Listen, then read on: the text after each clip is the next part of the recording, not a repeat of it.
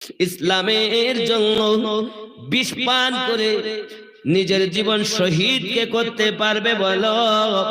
তখন আমার কলিজার টুকরা ইমাম হাসান বলেছিলেন আমি পারবো। ইসলামের জন্য রুহের জগতে যখন গর্দান কাটিয়ে দেবে ইসলামের জন্য, কে পারবে ঘর উজাড় করে দিতে? পিপাসিত হালাতে, খানাবিহীন পেট নিয়ে পিপাসিত অবস্থাতে ইসলামের জন্য জীবন কে দিতে পারবে? ইমাম পাক হুসাইন পাক বলেছিলেন আমি পারবো। আয় আল্লাহ, আমার বেটা হুসাইনের গলা কাটার ওয়াদা করা হয়েছিল, আমার বেটা হুসাইনের বাজু কাটার ওয়াদা হয়নি, সিনা ফাড়ার ওয়াদা হয়নি মালিক। এই জন্য আপনার কাছে আমার আরজি, যেহেতু আমার বেটা হাসান, আমার বেটা হুসাইনের